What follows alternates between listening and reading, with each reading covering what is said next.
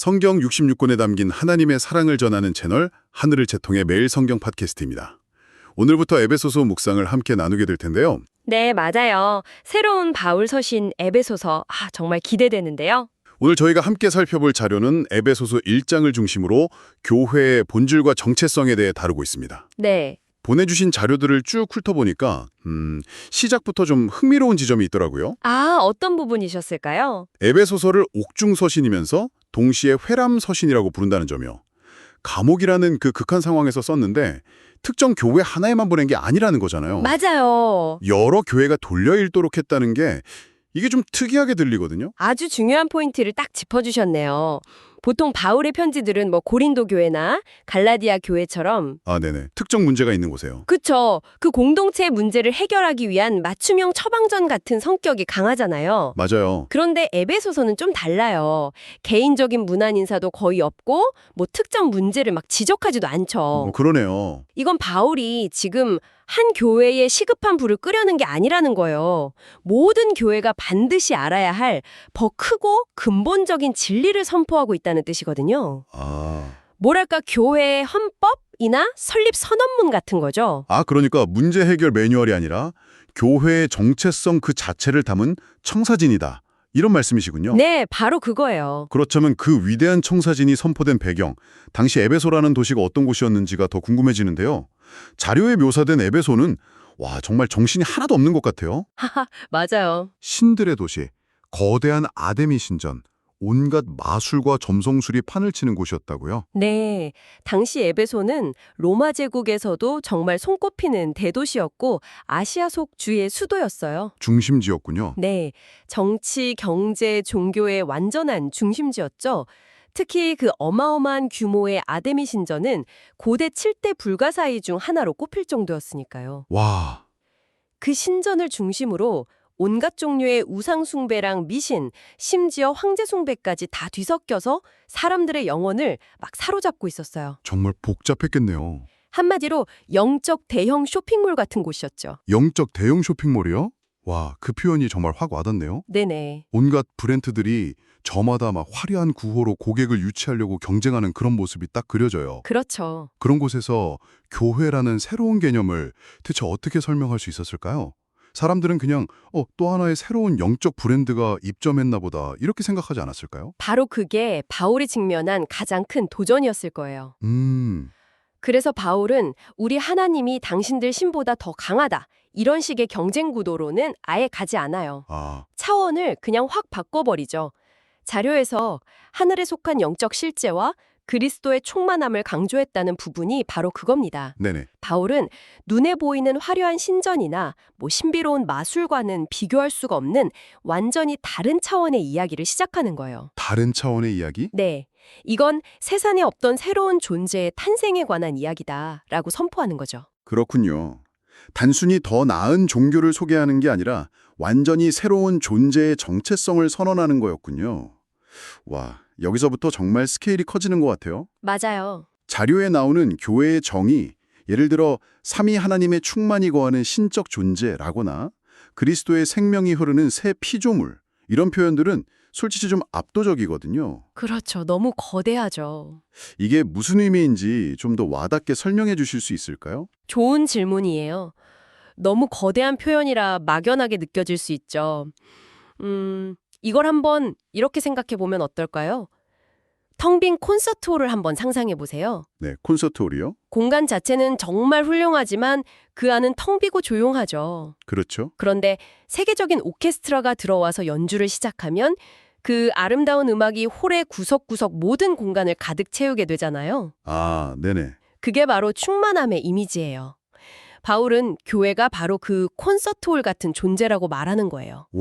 세상이라는 공간 속에 있지만 그 안이 하나님의 임재와 능력, 그분의 목적이라는 음악으로 가득 채워져서 세상에 한 번도 들어본 적 없는 연주를 들려주는 곳, 바로 그거죠. 콘서트홀 비유 정말 좋네요.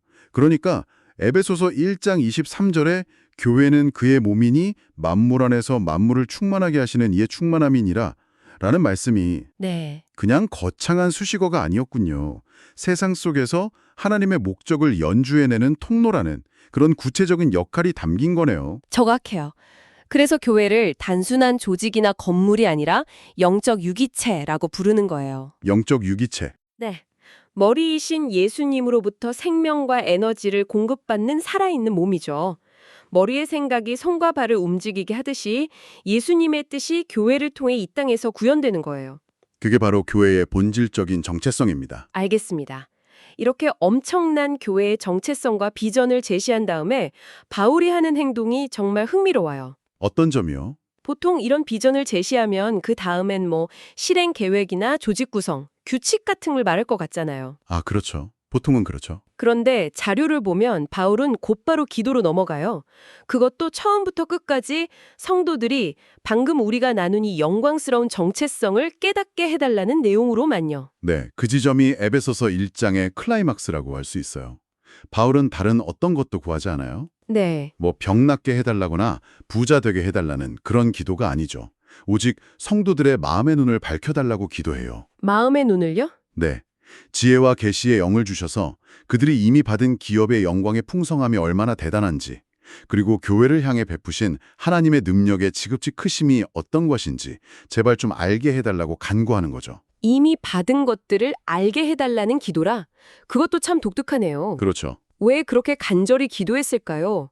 그들은 이미 하나님의 자녀가 되고 교회의 일부가 되었는데 왜 그걸 다시 알아야만 했을까요? 마치 이런 것과 같아요.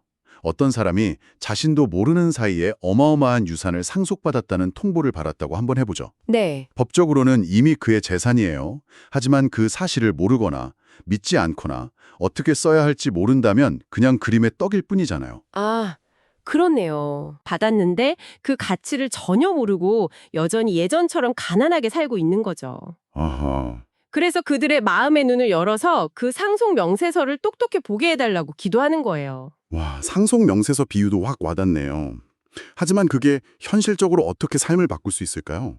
예를 들어서 나는 우주적인 상속자다라고 아는 게 에베소 시장에서 물건값을 흥정하거나 이웃과 다투는 그런 일상적인 문제에 정말로 영향을 미칠까요? 물론이죠. 엄청난 영향을 미칩니다. 정말요. 네. 내가 누구인지 아는 것이 나의 말과 행동, 선택을 결정하니까요. 내가 한 나라의 왕자라는 사실을 깨닫는 순간 길거리에서 사람들과 똑같이 시시비비를 가리며 싸우지 않게 되겠죠. 아, 품위와 책임을 생각하게 되겠네요. 그렇죠. 마찬가지로 내가 그리스도의 몸을 이루는 존귀한 지체이고 하나님의 영광스러운 계획의 일부라는 사실을 정말로 깨닫는다면 세상의 사소한 가치나 헛된 욕망에 쉽게 흔들리지 않게 되는 거예요. 자료에서도 그 이유를 세상의 헛된 가치관에 물들지 않고 오히려 세상을 주님의 사랑으로 물들이며 살아갈 수 있기 때문이라고 정확히 짚어주고 있죠. 정체성이 삶의 방식을 결정한다. 결국 그 말이네요. 네. 바울이 기도했던 그 하나님의 능력이라는 것도 그냥 막연한 힘이 아니라 죽은 자 가운데서 예수님을 다시 살리신 바로 그 능력이라고 하던데, 맞습니다. 그 능력이 지금 우리 안에, 교회 안에 있다는 사실을 정말로 믿고 깨닫는다면 와, 삶이 달라지지 않을 수가 없겠네요. 바로 그거예요. 바울은 에베소 성도들이 그 사실을 깨닫기를 원했던 거예요. 여러분 안에 이미 세상을 창조하고 죽음을 이긴 그 에너지가 흐르고 있습니다. 제발 그 스위치를 켜세요. 라고 외치고 있는 셈이죠. 와, 이 모든 거대한 이야기가 이제 오늘을 살아가는 우리에게 어떻게 적용될 수 있을지 생각해 봐야 할 것 같아요. 네. 사실 교회는 그리스도의 몸이다, 하나님의 충만이다라는 말이 너무 커서 제가 다니는 작은 교회와는 좀 상관없는 이야기처럼 느껴질 때도 있거든요. 아, 충분히 그렇게 느끼실 수 있죠. 그런데 함께 보내주신 기도문에서 그 연결고리를 찾을 수 있었어요. 내가 몸담고 섬기는 교회가 얼마나 소중한 공동체이며 내 몸처럼 사랑하고 한몸 되어 연합해야 할 지체인지 다시금 깨닫게 하심에 감사드립니다라는 구절이 나오더라고요. 바로 그 부분이 신학이 당신의 삶이 되는 지점입니다. 아, 에베소서가 말하는 그 우주적이고 영광스러운 교회의 정체성은 결국 당신이 매주 출석하고 때로는 실망도 하고 갈등도 겪는 바로 그 지역 교회의 소중함을 깨닫는 것으로 이어져야만 의미가 있어요. 네.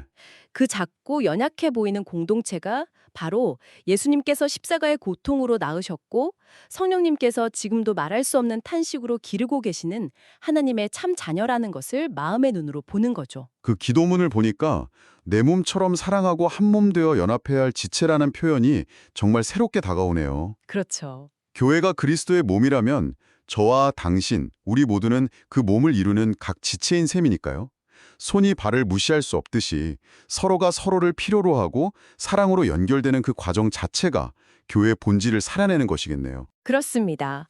그래서 기도문 마지막 부분이 이 위대한 여정 안에서 나 자신이 몸된 교회를 위해 내어줄 수 있는 것들을 아낌없이 내어주는 하루가 되게 하여 주시옵소서라는 다짐으로 끝나는 거예요. 교회의 거대한 정체성을 아는 것은 결국 나의 작은 공동체를 위해 나의 시간과 재능, 마음을 내어주는 구체적인 사랑과 헌신으로 나타나야 진짜 아는 것이죠. 추상적인 개념이 아니라 삶의 실천으로요. 오늘 우리는 에베소서 1장을 통해 교회가 단순한 건물이나 사람들의 모임이 아니라 창세전부터 계획된 하나님의 신적인 존재이며 그리스도의 몸이자 그분의 충만함이라는 사실을 깊이 있게 살펴보았습니다. 그리고 이 엄청난 정체성을 머리가 아닌 마음으로 아는 것이 왜 중요한지 바울의 간절한 기도를 통해 확인했죠. 우리가 누구인지를 바로 알 때 비로소 세상의 가치에 흔들리지 않고 오히려 세상을 변화시키는 존재로 살아갈 수 있다는 것을요. 오늘 하루를 마무리하며 이것 하나만 생각해 보시면 어떨까요? 당신이 속한 공동체를 때로는 불완전하고 연약해 보일지라도 만물을 충만하게 하시는 이의 충만함이라는 이 거대한 관점으로 바라본다면 그 안에서 당신의 역할과 태도는 어떻게 달라질 수 있을까요? 오늘 영상이 은혜가 되셨다면 구독과 좋아요 부탁드리겠습니다. 그럼 다음 시간에 더 좋은 영상으로 찾아뵙겠습니다. 감사합니다.